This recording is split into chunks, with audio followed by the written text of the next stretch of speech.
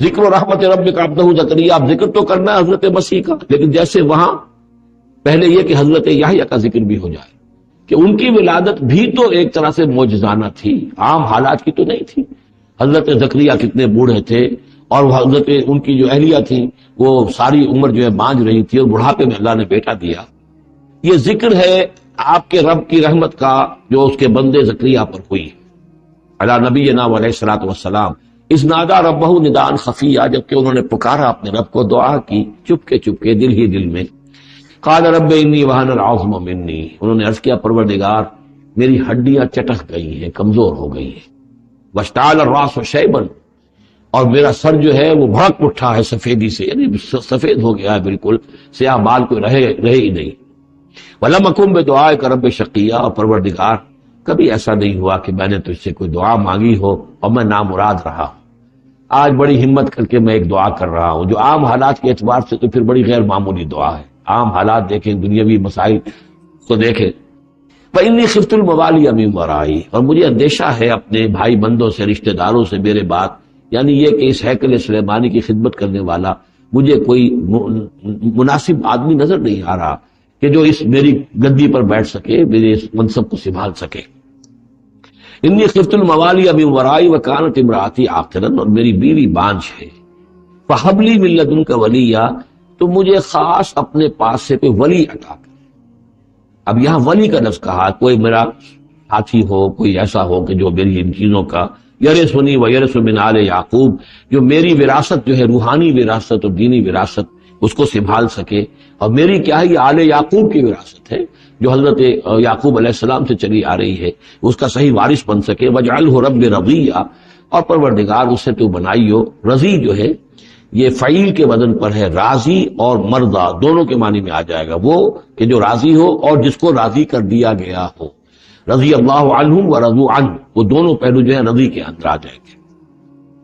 انہیں جب یہ بشارت مل رہی، یا زکریا انا نبشرک بغلام اسمہ یحییٰ، اے زکریا ہم بشارت دیتے ہیں آپ کو ایک بیٹے کی، ایک لڑکے کی جن کا نام یحییٰ ہوگا۔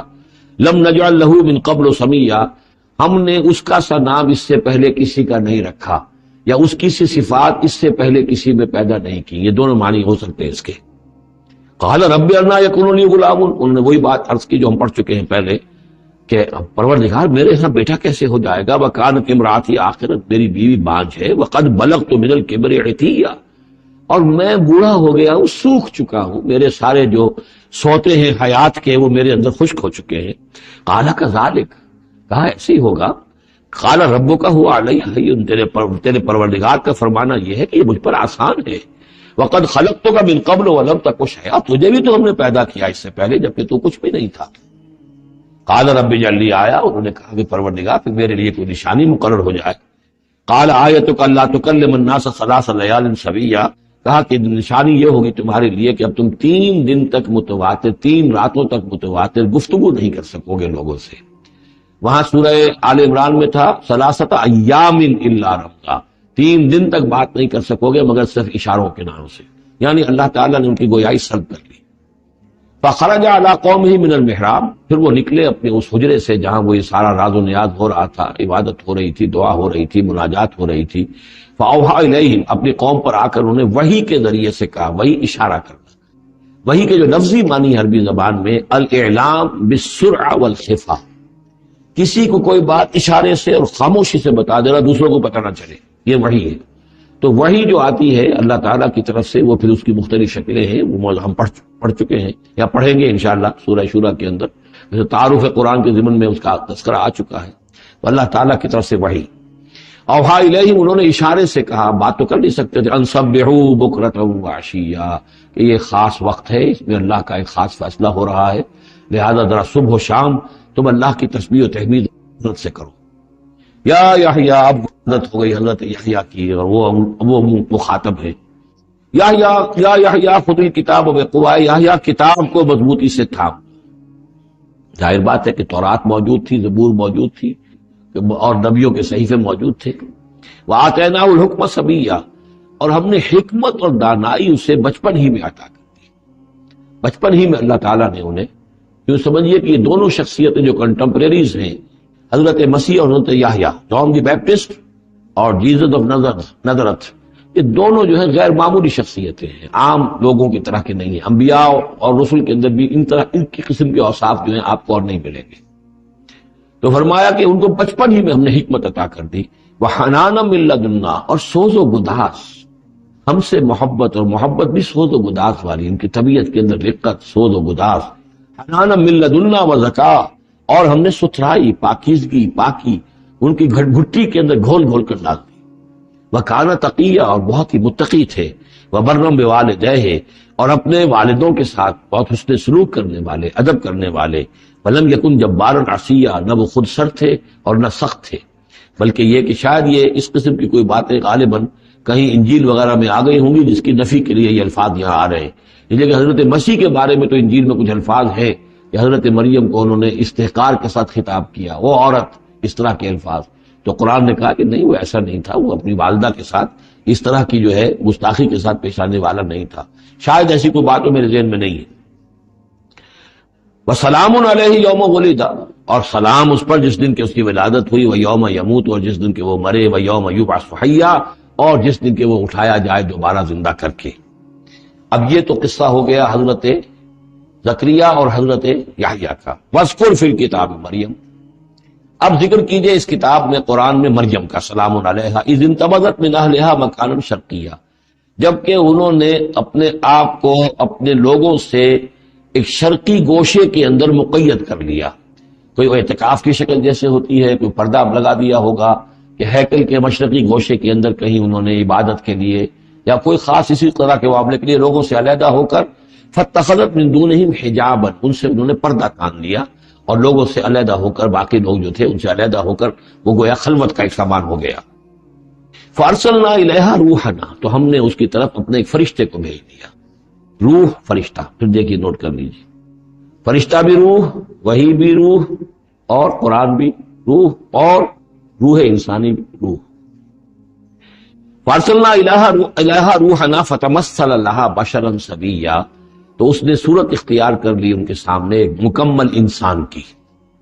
قالت انی اعوذ بالرحمن منک ان کنت تقیا، اب حضرت مریم سلام علیہا ایک دم دہشت زدہ ہو گئی، میں اللہ کی پناہ طلب کرتی ہوں تم سے، اگر تو واقعی کوئی تقی ہے، وہ نیک آدمی ہے، یعنی اس میری خلوت میں، میری علیحدگی کے اندر اس طرح اچانک تمہارا آ جانا کوئی برا ارادہ تو نہیں ہے، کوئی نیت تمہاری خراب تو نہیں ہے۔ انی اعوذ بالرحمن منک، میں پناہ پکڑتی ہوں رحمان کی تم سے، ان کنت تقیا، اور اس میں اپیل بھی ہے اگر تم متقی ہو اور اللہ کے ڈرنے والے ہو تو کسی غلط قسم کا ارادہ نہ کرنا۔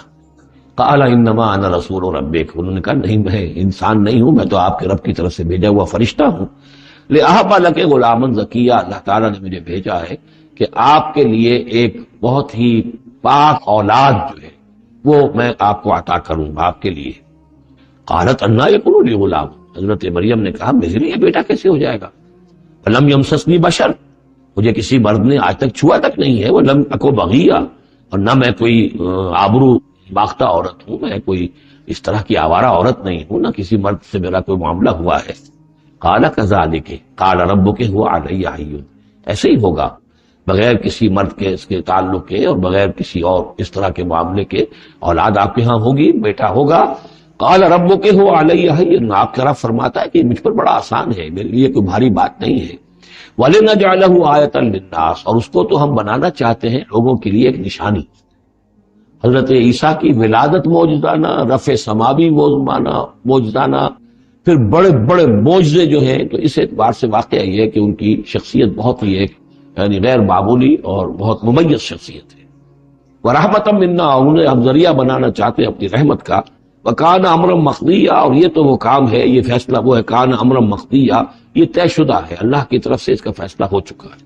فحملتہ، تو انہیں اس کا حمل ٹھہر گیا۔ فانتبذت به مکانا قصیا، تو اب وہ اسے لے کر دور جگہ چلی گئی۔ یہ ہے بیت لحم، جو 8 میل کے فاصلے پر تھا اس ہیکل سلیمانی سے۔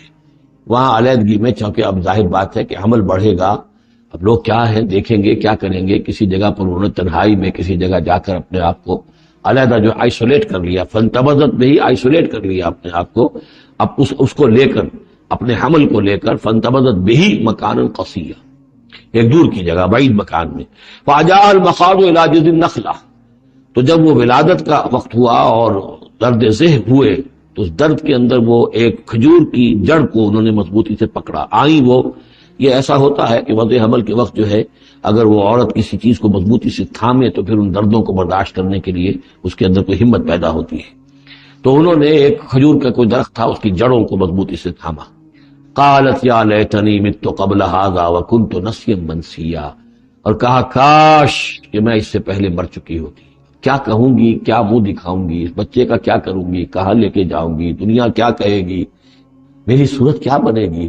اللہ کی وہ بندی جو ہے کانپ رہی ہے، لرز رہی ہے. یا لیتنی مت قبل ھذا، کاش کہ میں اس سے قبل مر چکی ہوتی. وکنت نسیا منسیا، اور مجھے بھول چکے ہوتے لوگ، میری یاد بھی لوگوں کے ذہنوں سے محو ہو چکی ہوتی. کاش. فناداها من تحتها، تو پکارا اسے اس کے نیچے سے. عام خیال یہ من کے حوالے سے یہ ہے کہ فرشتہ ہی ہے کہ جس نے پھر پکارا ہے، وہ لیکن نیچے ہے. یہ ذرا اونچائی پر ہے، بلندی پر ہے، اور وہ کہیں نیچے ہے، نشیب میں ہے. اور اس لیے کہ ظاہر بات ہے کہ ولادت کے موقع پر اور وضع عمل کے موقع پر اس کا قریب ہونا ویسے بھی مناسب نہیں. لیکن ایک اس کی جو قرات ہمارے آفیشل قراتوں میں من بھی ہے. فناداها من تحت، پکارا اسے اس نے جو اس کے نیچے تھا. یعنی ولادت ہو گئی ہے حضرت مسیح علیہ السلام کی، اور بچہ جو ہے اب وہ بول رہا ہے. میں اس معنی کو زیادہ ترجیح دیتا ہوں، اس لیے کہ ظاہر بات ہے کہ اگر بچے نے اس وقت کلام نہ کیا ہوتا تو کیسے یقین آتا کہ حضرت مریم لے کر آتی اس بچے کو کہ بعد میں یہ بچہ بول پڑے گا. اللہ تعالیٰ نے وہاں اس بچے سے کلام کرا دیا ہے، انہوں نے دیکھ لیا ہے بچہ بول رہا ہے. تو بچے نے من تحتہا، یہ میرے نزدیک وہ قرات بھی وہ زیادہ صحیح ہے، اور ہے ہماری آفیشل قرات میں ہے یہ من تحتہا و من تحتہا. تو جو بھی تھا نیچے انہوں نے، اس نے کہا لا تحزنی، اگر واقعتاً یہ حضرت مسیحی وہی بچہ جو نو مولود ہے وہی بول رہا ہے تو گویا کہ لا تحزنی، امی جان آپ اس میں پریشان نہ ہو، غمگین نہ ہو. قد جعل ربک تحتک سریا، اور دیکھیے اب اللہ تعالیٰ نے آپ کے قدموں تلے ایک چشمہ نکال دیا ہے. وَهُزِّي إِلَيْكِ بِجِذْعِ النَّخْلَةِ، اور ذرا اسی درخت کے جو سوکھی جڑ درخت کی اس کو ذرا ہلائیے. تساقط علیک رطبا جنیا، تو یہ تازہ اور بڑی تازہ جو ہے پکی ہوئی کھجوریں آپ پر گریں گی. فکلی واشربی، اب یہ سارا معجزہ کو دیکھ رہی ہے، تب ضرورت ہوئی ہے انہیں بچے کو لے کر آنے کی کہ وہ بچہ بول بھی گیا ہے، اور اسی سوکھی ہوئی وہ کھجور کے جو ہے تنے میں سے کھجوریں جو ہے پکی ہوئی اور بڑی تازہ جو ہے وہ بھی گر رہی ہے، چشمہ بھی پانی کا نکل آیا ہے. فکلی واشربی، تو کھائیے اور پیئے. وقری عینا، اور اپنی آنکھیں ٹھنڈی کیجئے. فاما ترین من البشر احدا، تو پھر اگر آپ دیکھیں کسی انسان کو، کوئی انسان آپ کے سب سے پوچھے، فقولی، تو کہہ دیجئے انی نذرت للرحمن صوما فلن اکلم اليوم انسیا، میں نے تو رحمان کے لیے ایک روزے کی نظر مانی ہوئی تھی، میں نے روزہ رکھا ہوا، میں کسی انسان سے بات نہیں کر سکتی. وہاں کے ان کے ہاں روزے کے اندر کھانے پینے پر جو پابندی تھی جو ہمارے ہاں ہوتی ہے وہ بھی تھی، اس کے علاوہ بولنے پر، گفتگو پر بھی پابندی تھی. فأتت بہ قومہا تحملہ، اب وہ آ گئی اس کو لے کر اپنی قوم کے پاس. اب ان کا حوصلہ ہے، انہوں نے وہ معجزہ دیکھ لیا ہے. یہ میری رائے ہے، واللہ عالم. عام طور پر اس کا تذکرہ نہیں ہے کہیں، اور یہ کہ من تحتہا میں سمجھا یہی گیا ہے کہ فرشتے ہی نے یہ سب سارا کلام کیا ہے. فأتت بہ قومہا تحملہ، وہ اب آئیں اپنی قوم کے پاس اپنے بچے کو لیے ہوئے. قالوا یا مریم لقد جئت شیئا فریا، انہوں نے، اے مریم یہ تو تم بڑا طوفان چڑھ لائی ہو، یہ کیا کر لائی ہو، یہ تمہارے ہاں تمہاری گود میں بچہ ہے، کس کا بچہ ہے؟ یا اخت ہارون، اے ہارون کی بہن. ہو سکتا ہے کہ ان کے بھائی ہوں ہارون نامی، اور ہو سکتا ہے کہ چونکہ حضرت ہارون کی نسل سے ہیں یہ، لہذا صرف ان کی طرف ایک نسبت دی ہو کہ تم سوچو کس جد امجد کی تم نسل سے ہو اور تم نے کس قدر یہ گری ہوئی حرکت کی ہے. یا اخت ہارون ما کان ابوک امرأ سوء وما کانت امک بغیہ، نہ تو تیرا والد جو ہے وہ کوئی برا انسان تھا اور نہ تیری والدہ جو ہے وہ کوئی بدکار عورت تھی، یہ تم کیا کر لائی ہو؟ فاشارت الیہ، تو حضرت مریم نے اشارہ کر دیا حضرت بچے کی طرف، عیسیٰ کی طرف. قالوا کیف نکلم من کان فی المہد صبیا، کہ کیسے اس سے بات کریں، اس سے کیا پوچھے، اس یہ ہمیں کیا بتائے گا، بچہ ہے تو گھوڑوں میں یا گود کے اندر. قال انی عبد اللہ، اب وہ بچہ بولا حضرت مسیح نے کہا میں اللہ کا بندہ ہوں. آتانی الکتاب، اللہ نے مجھے کتاب عطا کی ہے. وجعلنی نبیا، اور مجھے نبی بنایا ہے، وجعلنی مبارکن اینما کنت، مجھے مبارک بنایا ہے، بابرکت بنایا جہاں کہیں بھی میں ہوں گا، واوصانی بالصلاۃ والزکاۃ ما دمت حیا، اور مجھے تاکید کی ہے اللہ نے زکوٰۃ کی اور نماز کی جب تک میں زندہ رہوں، وبرم بوالدتی، اور میں اپنی والدہ کا فرما بردار ہوں، خدمت گزار ہوں، لم یجعلنی جبارا شقیا، اللہ تعالیٰ نے مجھے زبردست اور سخت تندخو نہیں بنایا ہے، والسلام علیہ، اور سلام ہے مجھ پر یوم ولدت، جس دن کہ مجھے جنا گیا، میری ولادت ہوئی، و یوم اموت، جس دن کہ میں مروں گا، و یوم ابعث حیا، اور جس دن کہ مجھے اٹھایا جائے گا زندہ کر کے۔ ذالک عیسی ابن مریم، یہ ہے عیسیٰ ابن مریم، یہ ہے حقیقت عیسیٰ ابن مریم کی علیہ الصلوۃ والسلام، علیہم الصلوۃ والسلام۔ قول الحق الذی فیہ یمترون، یہ ہے وہ قول حق، قول فیصل 100% درست، جس کے بارے میں یہ جھگڑتے ہیں۔ ما کان للہ ان یتخذ من ولد سبحانہ، اللہ کے شان کے شایع نہیں ہے یہ کہ وہ کسی کو اپنا بیٹا بنائے، سبحانہ، وہ پاک ہے اس سے۔ اذا قضى امرا فانما يقول له كن فيكون، جب وہ کسی چیز کا فیصلہ کرتا ہے تو وہ کہتا ہے کہ ہو جا، وہ ہو جاتی ہے۔ یعنی جو باپ کا حصہ تھا ولادت مسیح میں، وہ اللہ تعالیٰ کے ایک حرف کن کے ذریعے سے پورا ہوا، اسی لیے یہ کلمہ ہے، اللہ کلمۃ منہ، اللہ کا خاص کلمہ ہے۔ باقی چیزیں جو ہے انسان کے ہاں جو بھی قانون قاعدے کے مطابق، جو بھی بایولوجیکل جو طریقہ ہے اس کے مطابق ہو رہے ہیں، وہ چل رہا ہے، لیکن جہاں وہ ایک رکھنا ہے وہاں اللہ کا ایک خصوصی کن جو ہے اس نے اس خلا کو پر کیا ہے۔ ان اللہ ربی و ربکم، اور یقینا اللہ ہی میرا بھی رب ہے اور تمہارا بھی رب ہے، فاعبدوہ، پس اسی کی بندگی کرو اور پرستش کرو، ھذا صراط مستقیم، یہی سیدھا راستہ ہے۔ فاختلف الاحزاب من بینہم، تو جماعتوں نے، گروہوں نے، فرقوں نے اپنے آپس میں اختلافات پیدا کر لیے، غلط باتیں جو ہے گھڑ لی۔ فویل للذین کفروا من مشہد یوم عظیم، تو ہلاکت اور بربادی اور تباہی ہے ان کافروں کے لیے اس دن کی پیشی، اس بڑے دن کی پیشی سے۔ اس بڑے دن جب پیش ہو یہ حقیقت کھل جائے گی، حضرت مسیح کی حقیقت بھی واضح ہو جائے گی، تو جو انہوں نے من گھڑت عقیدے بنا لیے تھے، جن لوگوں نے ان عقیدوں پر جان دی ہوگی، ان کے لیے پھر ہلاکت اور بربادی ہوگی۔ اسمع بہی وابصر، اس پیشی کے دن تو ان کی سماعت بھی کیا اچھی ہوگی اور آنکھیں بھی کتنی کھلی ہوں گی، ہر حقائق کو وہ دیکھ رہے ہوں گے، کیا ہی اچھا سن رہے ہوں گے اور کیا ہی اچھا دیکھ رہے ہوں گے۔ یوم یاتوننا، جس دن کہ وہ ہمارے پاس آئیں گے، لیکن الظالمون اليوم فی ضلال مبین، لیکن آج یہ ظالم جو ہے کھلی گمراہی میں مبتلا ہے۔ وانذرہم یوم الحسرۃ اذ قضی الامر، اور اے نبی ان کو خبردار کر دیجیے اس یوم الحسرت سے، وہ جو یوم قیامت ہے، حسرت کا دن ہے وہ، جس دن کے فیصلے کر دیے جائیں گے۔ وَهُمْ فِي غَفْلَةٍ فَهُمْ لَا يُؤْمِنُونَ، اور یہ غفلت کے اندر مبتلا ہے اور ایمان نہیں لائیں گے۔ إِنَّا نَحْنُ نَرِثُ الْأَرْضَ وَمَنْ عَلَيْهَا، ہم ہی یقیناً وارث ہوں گے زمین کے، سب ختم ہو جائیں گے، زمین اور اس کا سب کچھ جو کچھ ہے مال، اس کی وراثت ہمیں منتقل ہو جائے گی۔ وَإِلَيْنَا يُرْجَعُونَ، اور ہماری ہی طرف یہ لوٹائے جائیں گے۔ وَاذْكُرْ فِي الْكِتَابِ إِبْرَاهِيمَ، اور ذرا تذکرہ کیجئے اس کتاب میں ابراہیم، انہ کان صدیقا نبیا، یقیناً وہ صدیق نبی تھے۔ اس کی اصل حقیقت پر کل گفتگو ہوگی۔ اذ قال لابیہ، یاد کرو جب کہ انہوں نے کہا اپنے والد سے، یا ابت، ابا جان، لما تعبد ما لا يسمع ولا يبصر، کیوں آپ پوچھتے ہیں، بندگی کرتے ہیں ایسی چیزوں کی جو نہ سن سکتے ہیں نہ دیکھ سکتے ہیں، ولا یغنی عنک شیئا، نہ آپ سے کسی چیز کو دور کر سکتے ہیں کہ آپ کے کچھ کام آ سکتے ہیں۔ یا ابت، ابا جان، یہ بہترین مقام ہے قرآن مجید کا کہ کوئی داعی، کوئی مبلغ، کوئی حق کی طرف بلانے والا اپنے بڑے کو، کسی بزرگ کو اگر بلا رہا ہو تو کس انداز میں بلائے گا؟ ظاہر بات ہے کہ اس کا ادب ملحوظ رکھتے ہوئے، یا ابت، یا ابت، ابا جان، ابا جان، اس انداز میں، لٹ مارنے کے انداز میں نہیں۔ یا ابت انی قد جانی من العلم ما لم یاتک، ابا جان میرے پاس وہ علم آیا ہے جو آپ کے پاس نہیں آیا تھا، میرے پاس وہی آئی ہے، اللہ نے مجھے حقائق سے واقف کیا ہے۔ فإما یاتینکم منی ھدی، میرے پاس وہ ہدایت آئی ہے، فاتبعنی، پس میری پیروی کیجئے، میرے پیچھے چلیے، میرا کہنا مانیے، اہدک صراطا سویا، میں آپ کو دکھاؤں گا سیدھا راستہ، رہنمائی کروں گا آپ کی سیدھی راستے کی طرف۔ یا ابت، ابا جان، لا تعبد الشیطان، دیکھیے شیطان کی بندگی نہ کیجئے، ان الشیطان کان للرحمن عصیا، یقیناً یہ شیطان جو ہے وہ رحمان کا باغی تھا، نافرمان تھا، اس نے سرکشی کی تھی۔ یا ابت انی اخاف ان یمسک عذاب من الرحمن، ابا جان مجھے بڑا اندیشہ ہے کہ آپ کو رحمان کی طرف سے کوئی عذاب آپ پر نہ آ جائے، آپ پکڑے آپ کو رحمان کی طرف سے کوئی عذاب۔ فتکون علی شیطان ولیہ، تو پھر آپ شیطان ہی کے ساتھی بن کر رہ جائیں.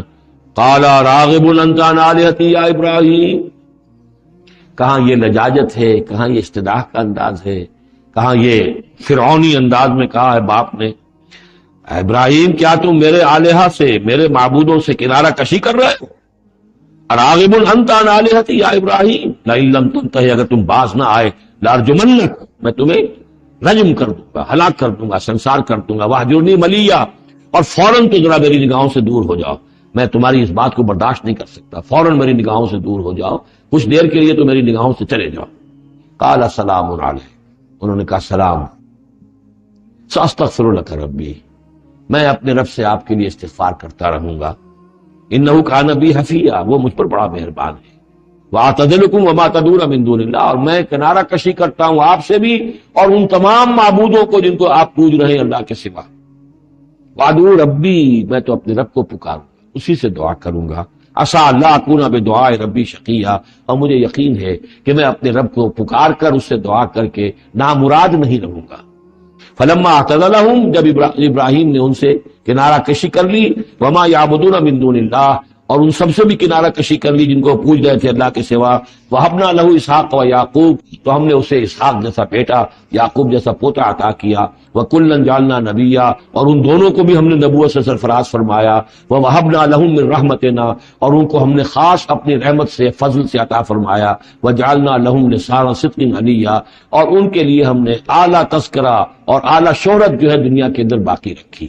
رفعنا لک ذکرک کی طرح حضرت ابراہیم علیہ السلام اور ان کی آل کا بھی دنیا کے اندر بول بالا رہا. بارک اللہ لی ولکم فی القرآن العظیم ونفعنی وإیاکم بالآیات والذکر الحکیم.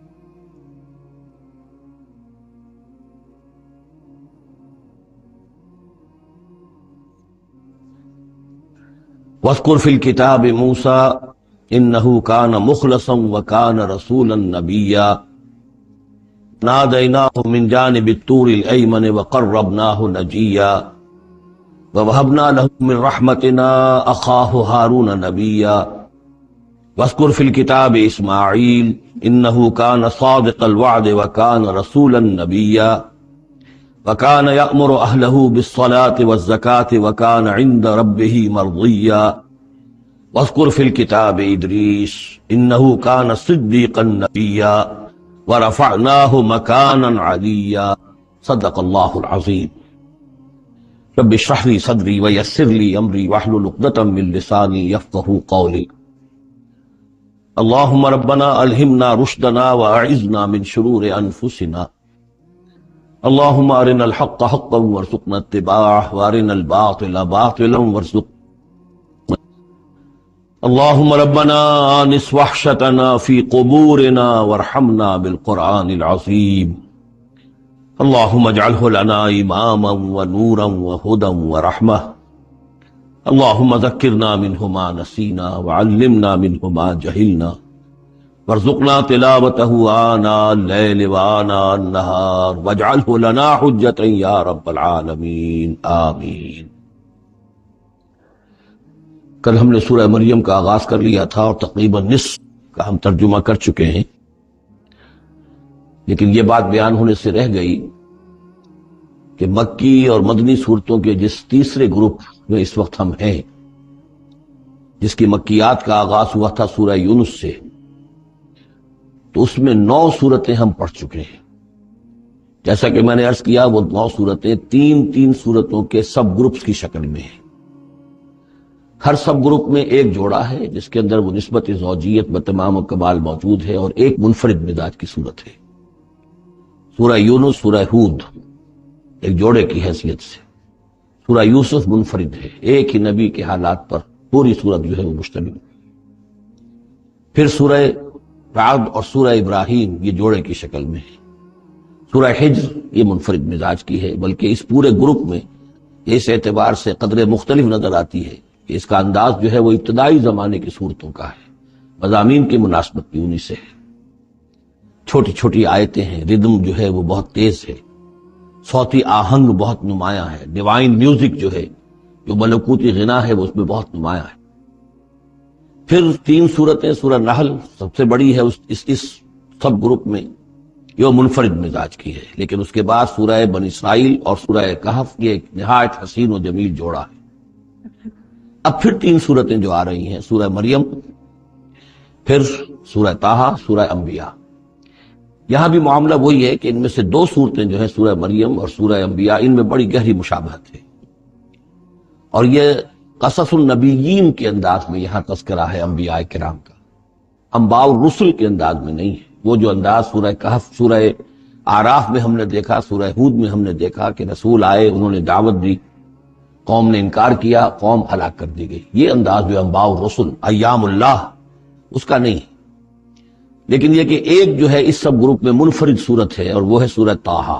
یہ اس اعتبار سے کہ تقریباً پوری ایک ہی رسول کے حالات پر مشتمل ہے، حضرت موسیٰ علیہ السلام۔ 8 میں سے 5 رکوع مسلسل جو ہیں وہ حضرت موسیٰ علیہ السلام کے حالات پر ہیں، اور ان کی ایک نسبت جو معنوی قائم ہو جاتی ہے اس سورہ مبارکہ کی سورہ یوسف کے ساتھ، وہ یہ ہے کہ تاریخی اعتبار سے ہمیں معلوم ہے کہ حضرت یوسف علیہ السلام کے زمانے میں بنی اسرائیل مصر میں جا کر آباد ہوئے، اور حضرت موسیٰ علیہ السلام کے ذریعے سے اللہ تعالیٰ نے انہیں پھر جو مصر میں فرعونیوں نے انہیں جو اپنا غلام بنا لیا تھا، اس غلامی سے نجات دلائی، اور وہ واپس مصر سے نکل کر پھر اپنے آبائی وطن جو ہے سمجھیے جو حضرت ابراہیم کا مسکن تھا یعنی فلسطین کی طرف روانہ ہوئے۔ تو ان میں بھی ایک نسبت قائم تو ہو جاتی ہے، لیکن وہ فاصلے سے۔ سورہ مریم میں اور سورہ انبیاء میں آپ کو قصص النبیین کے انداز کا بات ملے گی، تو یہ آپ جب ہم پڑھیں گے تو بات نمایاں ہو جائے گی۔ البتہ ایک چیز کے لیے میں نے کہا تھا اس پر گفتگو کل ہوگی۔ سورہ مریم میں ہم نے اب تک جو پڑھا ہے، سب سے پہلے حضرت زکریا، حضرت یحییٰ کا تذکرہ ہوا پہلے رکوع میں۔ دوسرا رکوع بہت طویل ہے، اس میں حضرت مریم اور حضرت عیسیٰ کا سلام علیہم ان کا تذکرہ ہوا ہے۔ تیسرے رکوع میں پھر حضرت ابراہیم علیہ السلام کا، اور ان کے ساتھ ہی پھر حضرت اسحاق اور حضرت یعقوب کا تذکرہ ہوا ہے۔ حضرت ابراہیم کے بارے میں کہا گیا کہ انہ کان صدیقا نبیّا۔ اب یہ ایک نئی ترکیب ہے کہ جو پہلی مرتبہ قرآن مجید میں آئی ہے، اور میں نے اسی لیے آج جو ہے کئی آیات تلاوت کی ہیں اگلے رکوع کی، کہ آپ یہ دیکھ سکیں کہ 2 کے بارے میں آ رہا ہے رسول نبیّا، حضرت اسماعیل اور حضرت موسیٰ علیہ السلام رسول النبی، انہ کان رسول النبی، اور 2 ہی کے بارے میں آیا انہ کان صدیق النبی، یعنی حضرت ابراہیم علیہ السلام اور حضرت ادریس علیہ السلام۔ تو اس میں فرق کیا ہے؟ ظاہر بات ہے کہ الفاظ مختلف ہیں، ترکیب مختلف ہے، تو یقیناً ان کا مفہوم جدا ہے۔ اگرچہ بہت ہی میرے علم کی حد تک اسی نے اس پر توجہ نہیں کی ہے، بلکہ ایک بہت بڑے عالم تھے جو مفسر قرآن بھی ہیں، ان سے جب میں نے تذکرہ کیا تو ان کا کہ کیا واقعی ایسا ہے؟ یعنی یہ کہ وہ تفسیر بھی لکھ چکے تھے لیکن انہوں نے توجہ نہیں کی۔ ہوتا یہ ہے کہ آدمی جب گزر جاتا ہے تیزی کے ساتھ، اگر کسی چیز کی توجہ نہیں ہوتی، کیا واقعی ایسا ہے کہ 2 کے بارے میں ہے رسول النبی اور 2 کے بارے میں ہے صدیق النبی؟ تو میں نے ان سے سوال کیا تھا کہ اس میں پھر کیا فرق ہے؟ اس کے لیے میں چاہتا ہوں کہ جو جس حد تک کہ مجھ پر وہ بات اللہ تعالیٰ نے منکشف فرمائی ہے وہ آپ پر بھی میں آپ کے ساتھ بھی شیئر کروں۔ یہ جو ہم پڑھ چکے ہیں، ایک تو سورہ فاتحہ میں اہدنا الصراط المستقیم صراط الذین انعمت علیہم، راستہ ان کا ہمیں دکھا اور ان کے راستے پر چلا جن پر تیرا انعام۔ اس کی وضاحت سورہ نساء میں آئی، ومن یطع اللہ والرسول فاولئک مع الذین انعم اللہ علیہم من النبیین والصدیقین والشہداء والصالحین وحسن اولئک رفیقا۔ یہ منعم علیہم جو ہیں، جن پر اللہ تعالیٰ کا انعام ہوا ہے، یہ جو جماعت ہے منعم علیہم کی، اس کے 4 درجات ہیں۔ اوپر سے چلیں گے تو انبیاء سب سے اوپر ہیں، پھر نیچے ان کے درجہ ہے صدیقین کا، پھر ان سے نیچے شہداء کا، اور پھر بیس لائن سمجھیے کہ وہ صالحین مومنین جو نیک دل مسلمان ہیں، مخلص ہیں، صادق القول ہیں، صادق الایمان ہیں، یہ گویا کہ بیس لائن ہے۔ نیچے سے چلیں گے تو اس بیس لائن سے اگر کوشش ترقی کرے گا تو پھر درجہ اس کے لیے کیا ہے؟ شہادت کا ہے، اس کے اوپر ایک درجہ صدیقیت کا ہے، اور یہ آخری درجہ ہے، اس لیے کہ اس سے آگے نبوت کا جو درجہ ہے وہ اکتسابی نہیں ہے، وہ تو وہ بھی ہے، اور وہ دروازہ بھی اب بند ہو چکا، وہ ہمیشہ کے لیے وہ آؤٹ آف باؤنڈز ہے اب نوع انسانی کے لیے، وہ نبوت کا دروازہ بند ہو چکا۔ اس صدیقین اور شہداء کے درمیان کیا فرق ہوتا ہے، اس کو اب سمجھ لینا چاہیے، اور اس کو جدید سائیکالوجی کی 2 اصطلاحات کے حوالے سے آپ بڑی آسانی سے سمجھ سکیں گے۔ اللہ تعالیٰ نے عام طور پر انسانوں کو 2 مختلف مزاجوں پر بنایا، ایکسٹروورٹس، انٹروورٹس۔ کچھ لوگ ہوتے ہیں کہ جو باہر کی دنیا سے انہیں زیادہ دلچسپی ہوتی ہے، کچھ کھیل کود میں، سیر میں، باغ، یہ وہ، باہر کی دنیا سے ملنا جلنا، لوگوں سے ملیں گے، وہ پبلک میں ہوں گے، مجلس میں ہوں گے تو زیادہ چہکیں گے، زیادہ خوش ہوں گے۔ کچھ لوگ برعکس مزاج کے ہوتے ہیں، وہ دروبین قسم کے لوگ ہوتے ہیں، انٹروورٹس، وہ اپنے خیالات ہی میں مگن رہتے ہیں، غور و فکر کرتے ہیں، سوچ بچار کرتے ہیں، انہیں تنہائی زیادہ پسند ہوتی ہے، تنہائی میں وہ زیادہ خوش رہتے ہیں۔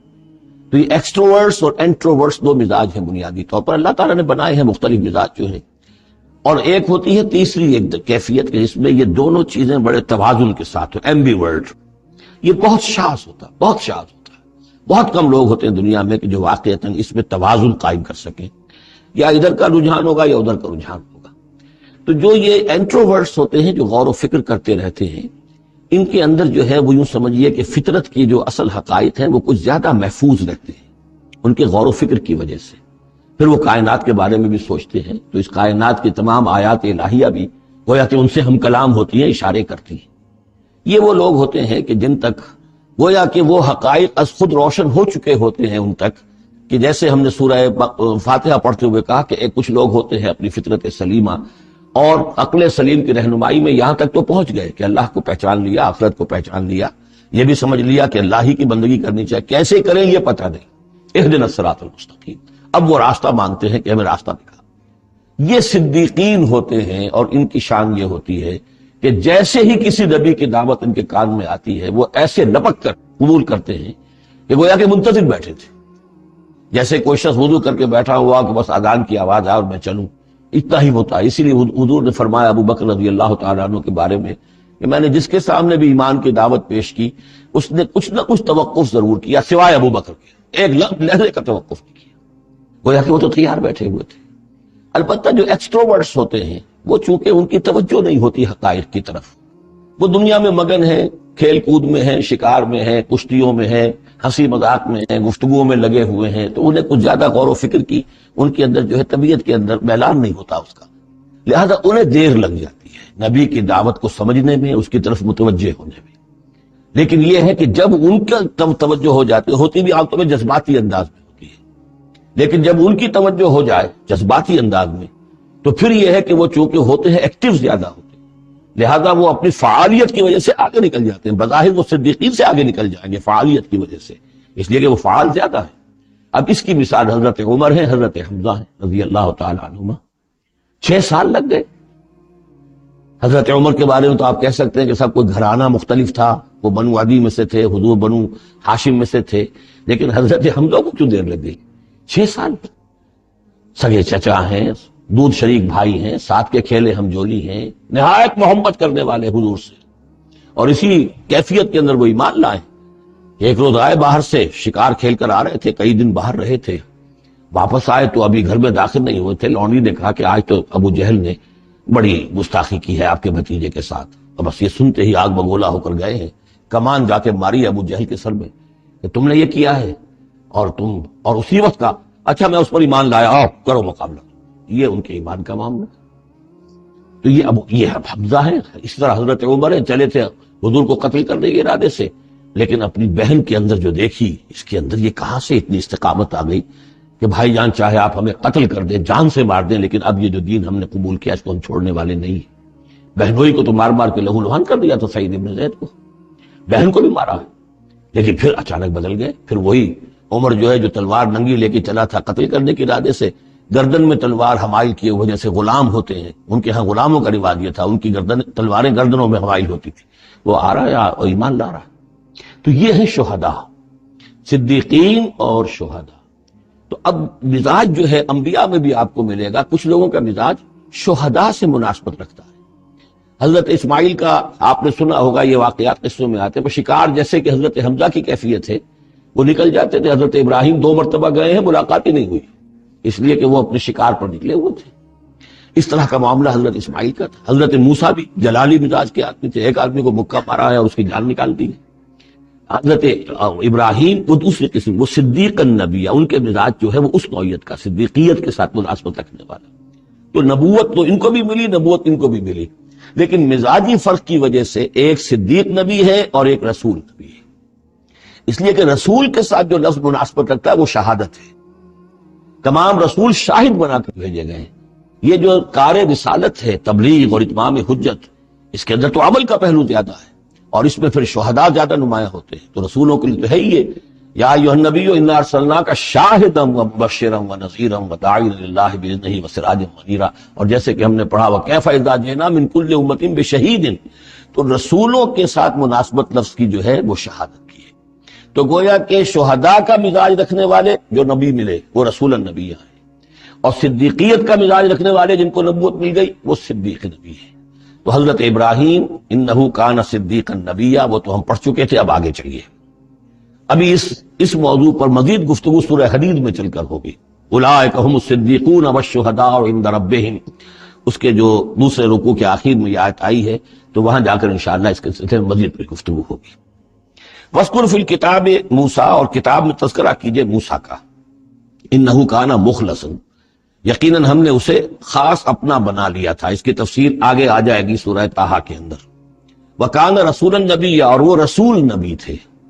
وَنَادَيْنَاهُ مِن جَانِبِ طُورِ الْأَيْمَنِ، اور ہم نے اس کو پکارا، اس سے بات کی، اس کو بلایا طور پہاڑ کے داہنی جانب سے۔ وَقَرَّبْنَاهُ نَجِيًّا، اسے قریب ہم نے بلایا سرگوشی کے لیے۔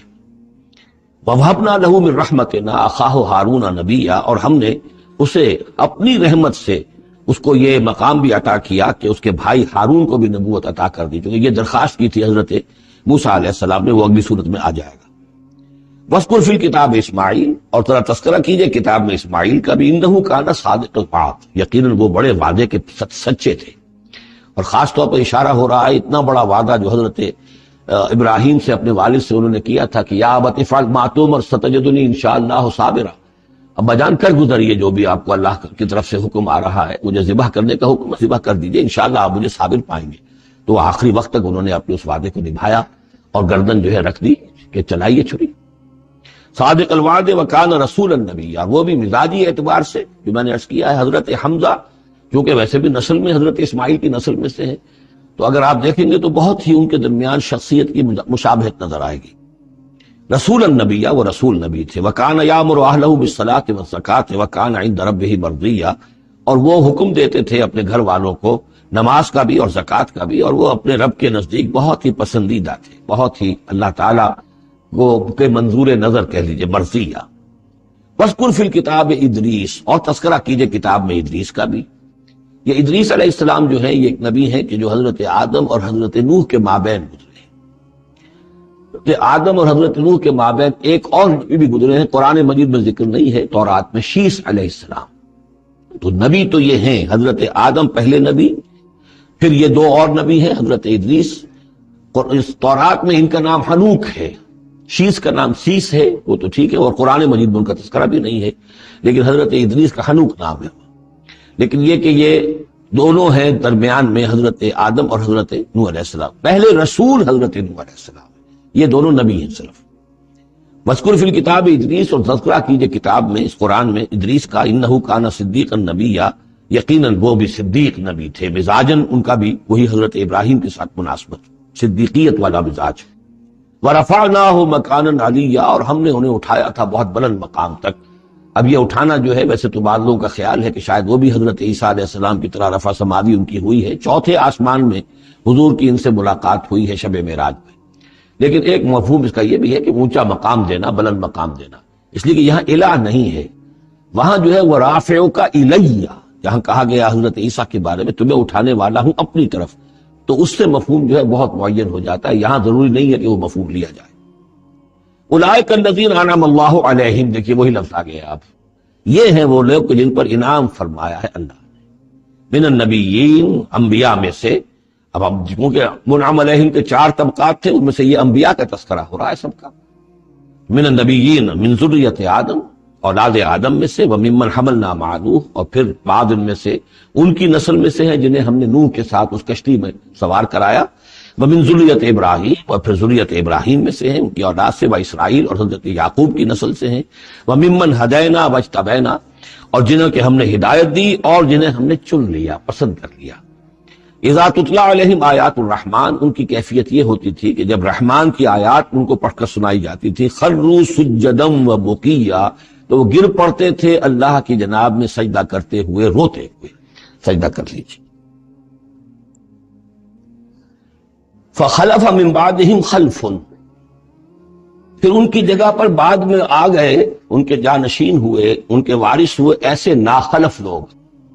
یہ خلف کا لفظ جب آتا ہے لام کے جزم کے ساتھ تو ناخلف یعنی ایسے لوگ کہ جو اپنے اسلاف کے کردار اور ان کی بزرگی جو ہے اس کو برباد کرنے والے، تباہ کرنے والے، ان کی نیک نامی کو بٹا لگانے والے، ناخلف۔ فخلف من بعدہم خلف، پھر ان کی اولاد میں سے ایسے ناخلف بھی پیدا ہوئے، اضاعوا الصلاۃ، جنہوں نے نماز کو تو ضائع کر دیا، واتبعوا الشہوات، اور خواہشات کی پیروی کی، شہوات، خواہشات، جذبات، فسوف یلقون غیا، تو ان قریب ان کی ملاقات ہو جائے گی گمراہی کے ساتھ، یعنی گمراہی کا جو انجام ہے یہ اس سے دوچار ہو جائیں گے۔ الا من تاب وآمن وعمل صالحا، سوائے اس کے کہ جو توبہ کریں اور ایمان لائیں اور نیک عمل کریں، فاولئک یدخلون الجنہ، وہ لوگ جنت میں داخل ہوں گے، ولا یظلمون شیئا، اور ان پر قطعاً کوئی ظلم نہیں کیا جائے گا، ان کا کوئی حق تلفی نہیں کی جائے گی، ان کے پورے اعمال کا انہیں بدلہ مل جائے گا۔ جنات عدن التی وعد الرحمن وعبادہ بالغیب، یعنی ان کو کیا ملے گا؟ وہ باغات، ریزیڈینشل گارڈن، بسنے والے باغات، رہنے والے باغات، جن کا کہ وعدہ کیا تھا رحمان نے اپنے بندوں سے غیب میں، یعنی ظاہر بات ہے قرآن مجید میں وعدہ ہو رہا ہے تو ابھی نہ وہ جنت ہمارے سامنے ہے، نہ خود اللہ تعالیٰ جو ہے روح در روح ہمارے سامنے ہے، ہم ایمان لا رہے ہیں اس پر غیب، یؤمنون بالغیب۔ انہ کان وعدہ ماتیا، یقیناً اس کا وعدہ جو ہے وہ تو پورا ہونے والا ہی ہے، اس کو تو وقت پر پہنچنا ہی ہے، اب وہ اپنی جگہ پر پختہ ثابت ہوگا۔ لا یسمعون فیہا لغوا الا سلاما، وہ نہیں سنیں گے اس میں کوئی لغو بات، بس صرف سلام ہی سلام، ہر طرف سے فرشتے آ رہے ہیں تو سلام، قیلا سلاما سلاما۔ وَلَهُمْ رِزْقُهُمْ فِيهَا بُكْرَةً وَعَشِيًّا، اور ان کے لیے ان کا رزق ہوگا اس میں صبح بھی اور شام کو بھی۔ تِلْكَ الْجَنَّةُ الَّتِي نُورِثُ مِنْ عِبَادِنَا مَنْ كَانَ تَقِيًّا، یہ ہے وہ جنت جس کو کہ ہم جس کے وارث بنائیں گے ہم اپنے بندوں میں سے ان کو کہ جو متقی ہوں گے، خدا ترس ہوں گے، اللہ سے ڈرنے والے ہوں گے۔ وَمَا نَتَنَزَّلُ إِلَّا بِأَمْرِ رَبِّكَ، اور اے نبی ہم نہیں نازل ہوتے مگر آپ کے رب کے حکم سے۔ لَهُ مَا بَيْنَ أَيْدِينَا وَمَا خَلْفَنَا وَمَا بَيْنَ ذَلِكَ وَمَا كَانَ رَبُّكَ نَسِيًّا، اسی کے اختیار میں ہے جو کچھ ہمارے سامنے ہے اور جو کچھ ہمارے پیچھے ہے اور جو ان دونوں کے مابین ہے، اور اے نبی آپ کا رب بھولنے والا نہیں ہے۔ یہ بہت اہم مضمون ہے، اور در حقیقت ایک مضمون کا یوں سمجھیے کہ سلسلہ شروع ہو رہا ہے جس کی پہلی کڑی یہ ہے۔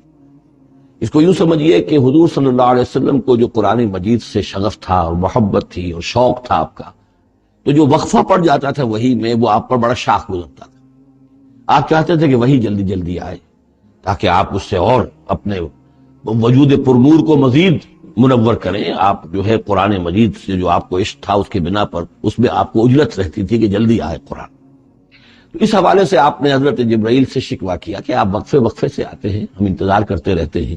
اس کا یہ جواب ہے جو جہاں دیا جا رہا ہے، وَمَا نَتَنَزَّلُ إِلَّا بِأَمْرِ رَبِّكَ، اے نبی ہم اپنی مرضی سے نہیں نازل ہو سکتے، ہم نہیں نازل ہوتے مگر آپ کے رب کے حکم سے۔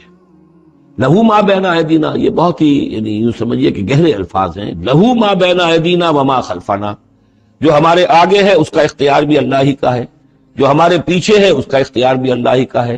وَمَا بَيْنَهُمَا وَمَا بَيْنَ ذَلِكَ، آگے اور پیچھے کے مابین کون ہے پھر؟ ہم، میں، میرا وجود، میرے آگے میرے پیچھے، اور ان دونوں کے درمیان کون ہے؟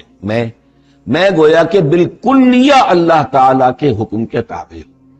فرشتے کی یہی شان ہے کہ فرشتہ جو ہے یفعلون ما یؤمرون، جو حکم ملتا ہے، لا یعصون اللہ ما امرہ، ان کا معاملہ یہ ہے کہ جو بھی اللہ کا حکم ہے گویا کہ وہ تو اس سے سرتابی نہیں کرتے، سرے منہ اس میں فرق نہیں ڈالتے۔ وما نتنزل الا بامر ربک، ہم نہیں اترتے یا اتر سکتے مگر آپ کے رب کے حکم سے، جب اسی کی مصلحت اور اسی کی مشیت ہوتی ہے وہ وہی دے کر ہمیں بھیجتا ہے۔ لہ ما بین ایدینا وما خلفنا وما بین ذلک وما کان ربک نسیا، اور اے نبی یہ جو کچھ تاخیر ہو جاتی ہے کسی بھول کی وجہ سے نہیں ہے کہ اللہ کو کوئی نسیان لاحق ہو گیا ہے تو تھوڑی دیر کے لیے توجہ کہیں اور ہو گئی ہے، معاذ اللہ، تیرا رب جو ہے بھولنے والا نہیں ہے، بلکہ یہ حکمت کے تحت ہے، اللہ تعالیٰ کی مشیت یہ ہے۔ کذالک لنثبت بہ فؤادک رتلناہ ترتیلا، وہ جو ہم پڑھ چکے سورہ بنی اسرائیل میں بھی، وقرآنا فرقناہ لتقرأہ علی الناس علی مکث ونزلناہ تنزیلا، یہ ہماری حکمت ہے کہ ذرا وقفے وقفے سے آپ یہ قرآن لوگوں کو پڑھ کر سنائیں۔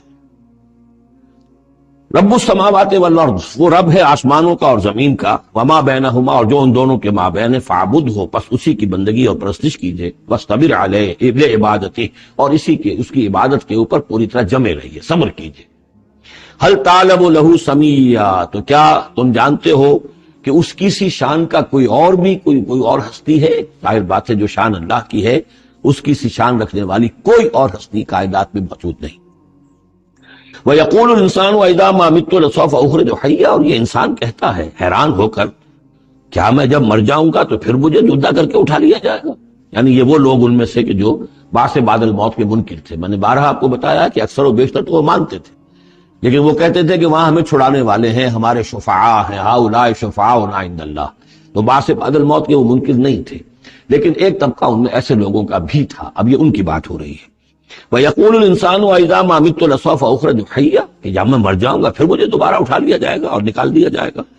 أَوَلَا يَذْكُرُ الْإِنسَانُ، تو کیا اس انسان کو یہ یاد نہیں ہے، أَنَّا خَلَقْنَاهُ مِنْ قَبْلُ وَلَمْ يَكُ شَيْئًا، کہ وہ کچھ بھی نہیں تھا اور ہم نے اسے پیدا کیا ہے، تو کیا مشکل ہے ہمارے لیے دوبارہ اس کو پیدا کر دینا؟ کیا تھا وہ پہلے، اس کی کیا حقیقت تھی؟ یعنی جہاں سے ہم اپنے آپ کو جانتے ہیں وہ بھی ظاہر بات ہے کہ ایک نطفہ ایک ہے، اس سے ہمارا آغاز ہوا، یہ تو سبھی جانتے ہیں نا۔ تو اس سے اللہ تعالیٰ نے اگر انسان بنا دیا ہے تو کیا اللہ تعالیٰ دوبارہ تمہیں پیدا نہیں کر سکتا؟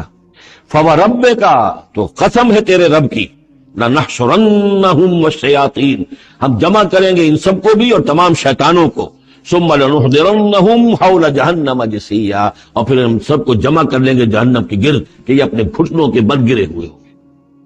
ثُمَّ لَنَنزِعَنَّ مِنْ كُلِّ شِيَّةٍ أَيُّهُمْ أَشَدُّ عَلَى الرَّحْمَنِ عِتِيًّا، پھر ہم ہر گروہ میں سے، ہر قوم میں سے پھر نکالیں گے کون ہے وہ جو سب سے زیادہ اکڑنے والے تھے رحمان کے مقابلے میں۔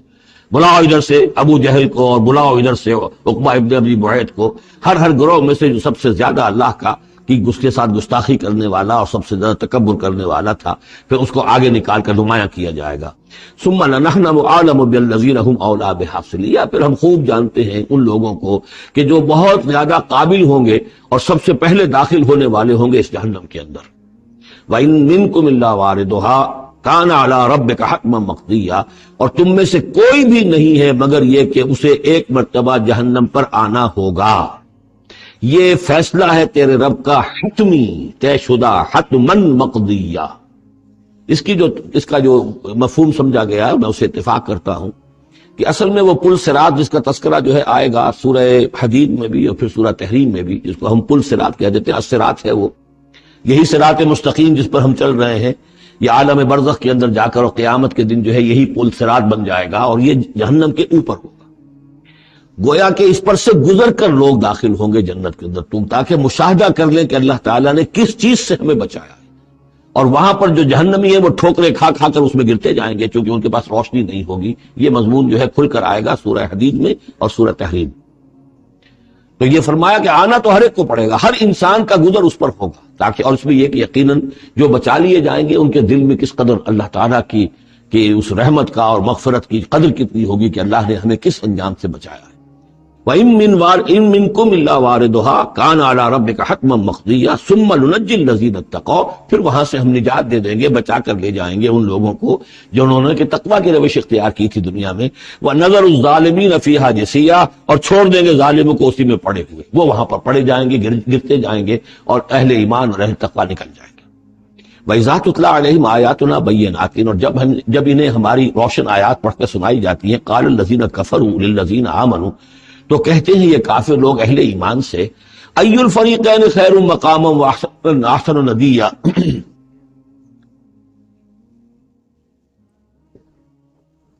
دونوں جماعتوں میں سے، دونوں گروہ میں سے کن کے مکان و مقام بہتر ہیں اور کن کی مجلسیں بہت اچھی ہیں۔ یعنی اے مسلمانوں دیکھو، تم اور تمہارے رسول محمد صلی اللہ علیہ وسلم اور ان کے گرد جو لوگ بیٹھے ہوتے ہیں، نہ ان کے پاس دنیاوی دولت ہے، نہ حیثیت ہے، نہ وجاہت ہے، ایک ہم ہیں۔ دیکھو ذرا ابو جہل کی مجلس جا کے دیکھو کتنی آباد ہے، بڑے بڑے چودھری لوگ آ کر اس کے پاس بیٹھتے ہیں۔ ذرا کہیں جا کر ولید بن مغیرہ کی چوپال دیکھو، اس کی چوپال جو ہے اس کی کیا شان ہے۔ تو یہ وہی بات جو کہ ہم سورہ کہف میں پڑھائے ہیں، جو دو افراد کے مابین مکالمہ ہوا تھا کہ اس نے کہا تھا کہ میرے پاس مال زیادہ، انا اکثر منک مالا واعز نفرا، اسی طرح انہوں نے کہا کہ ای الفریقین خیر مقاما، واحسن ندیہ، یہ تو گروہ دیکھ لو تمہارے سامنے ہیں، ایک معلوم ہوتا ہے کہ مفلس ہیں، کلاش ہیں، غلام لوگ ہیں، ان کے ساتھ بیٹھے ہوئے ہیں، بلال بیٹھا ہوا ہے، وہاں وہ ابو فقی بیٹھا ہوا ہے، یہ جو عمار ہے اور یہ فلاں ہے اور یہ یاسر ہیں، یہ لوگ ہیں۔ ادھر جا کر دیکھو وہ کتنی سج دھج کے ساتھ، شان و شوکت کے ساتھ ان کی محفلیں ہیں، کیا کچھ ساز و سامان ہے، کیسے قالین بچھے ہوئے ہیں۔ ای الفریقین خیر مقام واحسن ندیہ وکم اہلکنا قبلہم من قرن، اور ہم نے ان سے پہلے کتنی ہی قوموں کو ہلاک کیا ہے، ہم احسن و اساسا وریا، وہ ان سے بھی کہیں بڑھ کر تھے اپنے اساس البیت، اساس جس کو ہم اساسہ کہتے ہیں، ساز و سامان میں اور نام و نمود میں، شان و شوکت میں، ریا ان کی شان و شوکت ان سے بھی کہیں بڑھ کر تھی، اور وہ ہلاک ہوئے۔ قوم عاد اور قوم سمود یہ سب کا، اور قوم شعیب۔ قل من کان فی الضلالۃ فلیمدد لہ الرحمن مدا، اے نبی ان سے کہہ دیجئے جو شخص بھی ضلالت میں، گمراہی میں ہے، تو اللہ کا یہ طریقہ ہے، قاعدہ ہے کہ اللہ تعالیٰ اسے پھر اور ڈھیل دیتا ہے، رسی دراز کرتا ہے، اس کو اور نعمتیں دے دیتا ہے۔ حتیٰ اذا رأوا ما یوعدون، یہاں تک کہ جب اچانک وہ وقت آ جائے گا کہ جس کے ان کو دھمکی دی جا رہی ہے، اما العذاب و اما الساعہ، یا تو دنیا میں عذاب آ جائے، عذاب ہلاکت، عذاب استحصال، یا قیامت، فسیعلمون، تب وہ جان لیں گے، من ہوا شر مکانا واضعف جندا، کہ کون ہے جو اپنے مقام اور مرتبے کے اعتبار سے بدتر ہے، اور کون ہے کہ جو لشکر اور اپنے لاؤ لشکر کے اعتبار سے کمزور تر ہے۔ اس وقت پتہ چلے گا کہ محمد زیادہ طاقتور تھے صلی اللہ علیہ وسلم، یا ابو جہل زیادہ طاقتور تھا۔ آخرت میں جا کر حقیقت کھل جائے گی۔ اس وقت تو یہ ایک سراب ہے، نظر آ رہا ہے، ڈرامہ ہے، کھیل ہو رہا ہے، حقیقت جو ہوگی وہ منکشف ہو جائے گی اس دن۔ وَيَزِيدُ اللَّهُ الَّذِينَ اهْتَدَوْا هُدًى، اور اللہ تعالیٰ ان لوگوں کی ہدایت میں اضافہ کرتا ہے جو ہدایت کی راہ اختیار کرے، اللہ بڑھاتا ہے ان لوگوں کو ہدایت میں کہ جنہوں نے ہدایت اختیار کی۔ والباقیات الصالحات خیر عند ربک ثوابا وخیر مردا، اور یقیناً نیک باقی رہنے والے تو وہ نیک عمل ہے، یہ مال و دولت باقی رہنے والا نہیں ہے، یہ تو یہیں کی شے یہیں رہ جائے گی۔ باقیات الصالحات، بقا اگر ہے، دوام ہے انسان کے ساتھ، اس عالم آخرت میں جانے والی کوئی شے ہے تو باقیات الصالحات ہے، وہ تو نیک کام ہے۔ خیر عند ربک ثوابا، وہ یقیناً تیرے رب کے نزدیک بہت بہتر ہیں بدلے کے اعتبار سے بھی، وخیر مردا، اور اس اعتبار سے بھی کہ لوٹ کر جایا جائے ان کے پاس، جب ہم وہاں پہنچیں گے ہمیں اپنے اعمال جو ہے وہ منتظر ملیں گے، ان کی جزا، بلکہ یہ کہ کہا جائے گا یہ تمہارے اعمال ہی ہیں، ان کی شکل بدل گئی ہے۔ افرأیت الذی کفر بآیاتنا وقال لأوتین مالا وولدا، تو کیا تم نے دیکھا اس شخص کو جو ہماری آیات کا تو کفر کرتا ہے اور کہتا ہے مجھے تو لازماً ملے گا، مال بھی ملے گا اور اولاد بھی ملے گی۔ یہ وہی بات سمجھ لیجیے جو سورہ کہف میں آ چکی ہے کہ اس نے کہا تھا وَلَئِن رُدِدتُّ إِلَىٰ رَبِّي لَأَجِدَنَّ خَيْرًا مِنْهَا مُنْقَلَبًا، تم جو ہو جوتیاں پھٹکار رہے ہو یہاں پر بھی، تمہیں وہاں بھی کچھ نہیں ملنا۔ اگر واقعی آخرت ہو ہی گئی، اول تو مجھے گمان نہیں، میں نہیں سمجھتا کہ وَمَا أَظُنُّ السَّاعَةَ قَائِمَةً وَلَئِن رُدِدتُّ إِلَىٰ رَبِّي لَأَجِدَنَّ خَيْرًا مِنْهَا مُنْقَلَبًا، تو مجھے وہاں پر بھی اچھا ہی ملے گا جیسے یہاں اچھا ملا ہوا ہے۔ وہی اسی طرح یہ ہے کہ ان کا ہمیں تو وہاں پر بھی ملے گا، آخرت میں بھی بہت سا مال بھی ملے گا، اولاد بھی ملے گی۔ اطلاع الغیب، یہ دنیا بھی مراد ہو سکتی ہے لیکن میرے نزدیک آخرت ہی مراد ہے۔ اطلاع الغیب، کیا وہ غیب پر مطلع ہو چکا ہے، اس نے جھانک کر دیکھ لیا ہے غیب کو؟ ام اتخذ عند الرحمن عہدا، یا وہ کوئی رحمان سے عہد لے چکا ہے، پکا قول و قرار لے چکا ہے جس پر اس یقین سے کہہ رہا ہے کہ اسے تو مال بھی ملے گا اور اولاد بھی ملے گی؟ کلا، ہرگز نہیں۔ سنکتب ما یقول، جو کچھ یہ کہہ رہا ہے وہ ہم لکھ لیں گے تاکہ جواب دہی پوری کرنی پڑے کہ کیا کیا بکواس تم کیا کرتے تھے۔ وَنَمُدُّ لَهُ مِنَ الْعَذَابِ مَدًّا، اور پھر عذاب کے اندر ہم اس کے اضافہ کرتے چلے جائیں گے، عذاب کو اس کے لیے کھینچتے چلے جائیں گے۔ وَنَرِثُهُ مَا يَقُولُ، اور جو کچھ وہ کہہ رہا ہے اس کے وارث تو ہم ہوں گے، سارا مال دنیاوی سامان جو بھی کچھ ہے وہ تو ہماری وراثت میں آ جائے گا۔ وَيَأْتِينَا فَرْدًا، اور وہ جب آئے گا ہمارے سامنے ہماری عدالت میں پیش ہونے کے لیے تو ایک فرد کی حیثیت سے آئے گا، نہ اولاد ساتھ ہوگی، نہ مال، نہ قدم، نہ حشم، نہ قوم، نہ ہم نشین، نہ حاشیہ نشین، کوئی نہیں ہوگا۔ وَاتَّخَذُوا مِن دُونِ اللَّهِ آلِهَةً، انہوں نے اللہ کے سوا کچھ اختیار کر لیے ہیں اپنے معبود، لِيَكُونُوا لَهُمْ عِزًّا، تاکہ وہ ان کے مددگار بنے، ان کے لیے سہارا بنے، پشت پناہ بنے، اللہ کے ہاں انہیں کچھ چھڑا سکے عذاب سے۔ کلا، ہرگز نہیں۔ سَيَكْفُرُونَ بِعِبَادَتِهِمْ، وہ تو ان کی عبادت کا انکار کریں گے، جیسا کہ پہلے بھی آ چکا ہے، وہ فرشتے ہوں، اولیاء اللہ ہوں، انبیاء ہوں، حضرت عیسیٰ ہوں، شیخ عبد القادر جیلانی ہوں، کوئی بھی ہو، ان کا تو مانگو تو کفر کرے گا، تم کیا کہہ رہے ہو، ہمیں تو معلوم بھی نہیں تھا کہ تم ہم سے دعائیں کرتے رہے اور ہمیں سمجھتے رہے کہ ہم تمہیں چھڑا لیں گے۔ سَيَكْفُرُونَ بِعِبَادَتِهِمْ، وہ انکار کریں گے ان کی عبادت کا، وَيَكُونُونَ عَلَيْهِمْ ضِدًّا، اور وہاں ان کے مخالف ہوں گے، انہیں وہاں پر پروسیکیوٹ کروائیں گے۔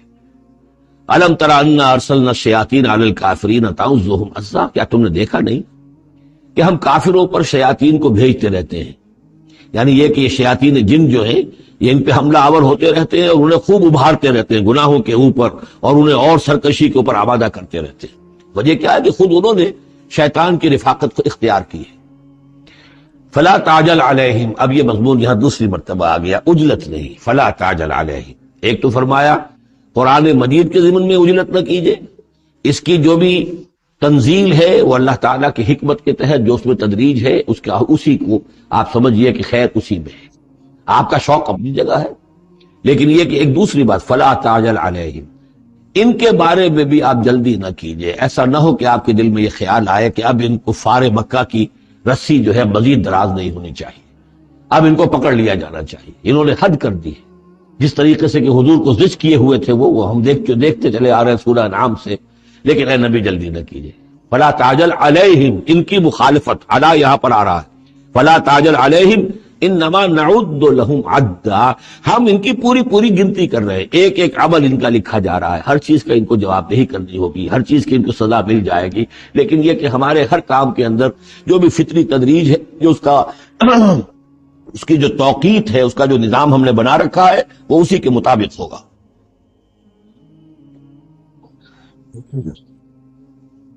یوم نحشر المتقین الی الرحمن وفدا، یاد کرو جس دن کی ہم جمع کریں گے اہل تقوی کو، وہ رحمان کی طرف آئیں گے مہمانوں کی صورت میں، جیسے مہمانوں کا استقبال ہوتا ہے، وفد آیا ہے۔ وَنَسُوقُ الْمُجْرِمِينَ إِلَىٰ جَهَنَّمَ وِرْدًا، اور جو مجرم ہیں انہیں ہم دھکیلیں گے، دھکے دیں گے، ہانک کر لے جائیں گے جہنم کی طرف، جیسے کہ کوئی پیاسے جانور جاتے ہیں گھاٹ کی طرف۔ لا يملكون الشفاعة الا من اتخذ عند الرحمن عهدا، کسی کے بھی کوئی شفاعت کام نہیں آئے گی سوائے اس کے کہ جس نے رحمان کے پاس اپنا ایک مقام حاصل کر لیا ہے، یعنی ایک شخص جو ہے بنیادی طور پر اللہ کے ساتھ اس نے اپنا عہد نبھایا، اللہ کی بندگی کر رہا ہو، کوئی خطائیں ہو گئی ہیں، کوئی غلطیاں ہو گئی ہیں، جیسے کوئی پھسل جاتا ہے، کوئی کمزور بھی ہوتا ہے انسان، ایسے لوگوں کے لیے تو شفاعت مفید ہو سکتی ہے، لیکن جو سرے سے اس عہد کی خلاف ورزی کر رہے ہو، جو بجائے مشرق کے ان کا رخی مغرب کی طرف ہو، بجائے کعبے کے ان کا رخی جو ہے کسی اور شے کی طرف ہو، تو ظاہر بات ہے کہ ان کے لیے شفاعت نہیں ہے۔ وقالوا اتخذ الرحمن ولدا، اور انہوں نے ایک اور عقیدہ گھڑ لیا ہے کہ رحمان نے اپنے لیے اولاد اختیار کی ہے۔ لقد جئتم شیئا ادا، دیکھو تم نے یہ بہت بڑی بھاری بات کہی ہے، یہ بہت بڑی گستاخی ہے اللہ کی جناب میں، اور کتنی بھاری گستاخی ہے ذرا نوٹ کیجئے الفاظ، تکاد السماوات یتفطرن منہ، قریب ہے کہ آسمان پھٹ پڑے تمہاری اس گستاخی پر، وتنشق الارض، اور قریب ہے کہ زمین شق ہو جائے، وتخر الجبال حدا، اور یہ پہاڑ جو ہے دھماکے کے ساتھ گر پڑے، ان دعوا للرحمن ولدا، کہ انہوں نے رحمان کے لیے بیٹا قرار دیا، بیٹی قرار دی۔ مشرکین عرب نے فرشتوں کو خدا کی بیٹیاں بنا دیا، عیسائیوں نے حضرت مسیح کو خدا کا بیٹا بنا دیا، اور یہودیوں نے عزیر کو خدا کا بیٹا بنا دیا۔ ان دعوا للرحمن ولدا وما ينبغي للرحمن ان يتخذ ولدا، رحمان کے تو یہ شایان شان ہی نہیں ہے کہ وہ کسی کو اولاد بنائے۔ یہ اس کی وضاحت میں کر چکا ہوں کہ اولاد کی ضرورت اس کو ہوتی ہے جو خود فانی ہو، ہمیں معلوم ہے ہم مر جائیں گے، ہمارا نام و نشان مٹ جائے گا، اولاد کے ذریعے سے ہمارا نام زندہ رہے گا۔ یہ اصل میں ایک اپنی ہی تسلسل انسان سمجھتا ہے کہ میری ہستی کا تسلسل ہے، میری اولاد گویا کہ میرا اپنی بقا کی ایک شکل ہے، اس لیے کہ یہ انسان کے اندر ہے۔ مجھے یاد ہے جب ہم پڑھتے تھے کالج میں تو الفا ایک کمپنی ہوتی تھی لاہور میں، یہ فائل کورز وغیرہ بناتی تھی نوٹ بکس کے، تو اس میں پیرامڈس کے عنوان سے جو بہترین الفاظ لکھے ہوئے تھے اب بھی مجھے یاد ہیں، still and resolute, calm and self-possessed, still and resolute, the pyramids echo unto eternity, the defiant cry of man's will to survive and conquer the storms of time. کہ یہ جو ان لوگوں نے فرائضہ نے اتنے بڑے بڑے پیرامڈز بنا دی، کائے کے لیے بنا دیے؟ تاکہ ہمارا نام رہے، ہم تو نہیں ہوں گے، نام رہے گا۔ تو گویا کہ انسان کے اندر ایک خواہش ہے بقا کی، وہ اپنا دوام چاہتا ہے، یہ اسے پتا ہے کہ میری ذاتی طور پر تو میرا دوام ہے، تو میں کوئی عمارت بنا دوں، میرا نام جو ہے اس کے حوالے سے دنیا کے اندر رہے. اور یہی معاملہ اولاد کا ہے کہ اولاد سے انسان کو سب سے زیادہ جو اس کو خواہش ہوتی ہے وہ اپنا بقا، اپنا تسلسل. وہ سمجھتا ہے کہ میری اپنی کنٹینیوٹی ہے کہ جو میری اولاد کے ذریعے سے. ظاہر بات ہے کہ اللہ ہمیشہ خود باقی رہنے والا ہے، تو اس کے شایان شان ہی نہیں ہے کہ وہ کسی کو اپنی اولاد بنائے، اسے کوئی ضرورت ہی نہیں ہے. تو تمہارے لیے ہے معاملہ کہ تم فانی ہو، لہذا تمہیں ضرورت ہے کہ کوئی تمہارا نام لیوا باقی رہے. وما ينبغي للرحمن ان يتخذ ولدا ان كل من في السماوات والارض الا آتي الرحمن عبدا. نہیں ہے کوئی بھی آسمانوں اور زمین میں کوئی بھی مگر یہ کہ وہ حاضر ہوگا رحمان کی عدالت میں بندے کی حیثیت سے، کسے باشد. جبکہ ہمیں معلوم ہے کہ محمد رسول اللہ صلی اللہ علیہ وسلم بھی حاضر ہوں گے تو بندے کی حیثیت. اور حضور فرماتے ہیں کہ اس روز میدان حشر میں لواء الحمد بیدی، میرے ہاتھ میں ہوگا حمد کا جھنڈا، اور اس روز جو میں حمد کروں گا اللہ کی وہ آج نہیں کر سکتا. اللہ تعالیٰ کی حمد بیان کریں گے محمد رسول اللہ عدالت خداوندی میں. معلوم یہ ہوگا کہ جو بھی آئے گا بندہ بن کر آئے گا. وہ عیسیٰ ہو یا عیسیٰ ابن مریم انت قلت للناس اتخذونی وامي الہین من دون اللہ، سوال کیا جائے گا کہ نہیں. تو فرمایا کہ ان کل من فی السماوات والارض، یقیناً کوئی نہیں ہے آسمانوں اور زمین میں الا آتی الرحمن عبدا، مگر وہ رحمان کی خدمت میں آئے گا، حاضر ہوگا بندے کی حیثیت سے. لقد احصاہم، اس نے ان سب کی گنتی کی ہوئی ہے، ان کا پورا احاطہ کیا ہوا ہے، کوئی چھپ نہیں رہے گا، کہیں بچ کر نہیں رہ جائے گا. عدہم عدا، اور ہم نے پوری گنتی رکھی ہوئی ہے. وکلہم آتی ہے یوم القیامت فردا، اور قیامت کے دن یہ سب کے سب آئیں گے تو ایک فرد کی حیثیت سے، انڈیویجول کیپیسٹی میں محاسبہ ہوگا. نہ ماں باپ ساتھ ہوں گے کوئی شفاعت کرنے کے لیے، کوئی گڑ گڑانے کے لیے، نہ اولاد ہوگی، نہ شوہر کے ساتھ جوری ہوگی، نہ جورو کے ساتھ شوہر ہوگا، کچھ نہیں. ہر ایک شخص نفسی نفسی، اپنی جان. وَكُلُّهُمْ آتی ہے یوم القیامت فردا. میری جو کتاب ہے سابقہ اور موجودہ مسلمان امتوں کا ماضی، حال اور مستقبل، اس میں ایک چیپٹر ہے قرآن کا قانون عذاب، کہ عذاب جو قوموں کے اوپر آتا ہے وہ دنیا میں آتا ہے. آخرت کا عذاب جو ہے وہ افراد کے لیے، محاسبہ اجتماعی جو ہوتا ہے وہ اللہ کا دنیا میں ہوتا ہے، لیکن آخرت کا حساب وہ جو ہے محاسبہ انفرادی ہے. ان الذین آمنوا وعملوا الصالحات سیجعل لهم الرحمن ودا، یقیناً جو لوگ ایمان لائے اور جنہوں نے نیک عمل کیا، ان قریب رحمان ان کے لیے محبت پیدا کر دے گا، یعنی لوگوں کے دلوں میں محبت ڈال دے گا. یہی ابو بکر ہوں گے جن کا نام کس تعظیم سے لوگ لیا کریں گے، کس محبت سے لیا کریں گے. یہی بلال ہوں گے جن کی جو تعظیم ہوگی، جن کی کتنی محبت کی جائے گی. ابھی ذرا وقت ہے، کٹھن ہے. سیجعل لهم الرحمن ودا، حدیث میں بھی آتا ہے کہ اللہ تعالیٰ جو ہے اپنے کسی بندے سے محبت کرتا ہے تو پہلے فرشتوں کو، جبرائیل سے کہا جاتا ہے کہ میں اپنے اس بندے سے محبت کرتا ہوں، اعلان کر دو.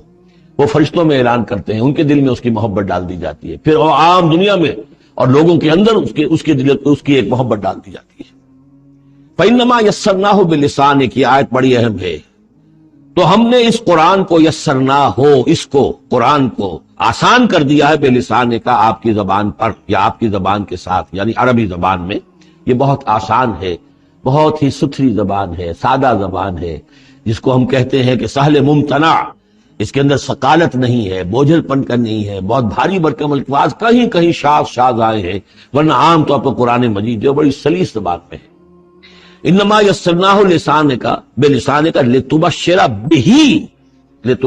بہ المتقین، تاکہ آپ بشارت دیں اس کے ذریعے سے متقیوں کو، وتنذر بہ قوما لدا، اور اس کے ذریعے سے انذار فرمائے.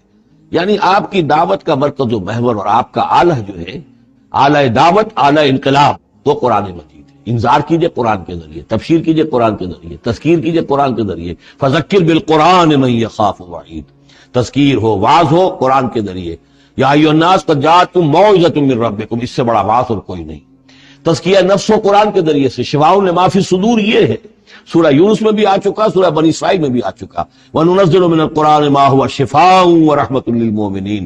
تو قرآن مجید ہی در حقیقت دعوت اور تربیت کا اور تعلیم کا گویا کہ اس کا محور ہے، مرکز و محور.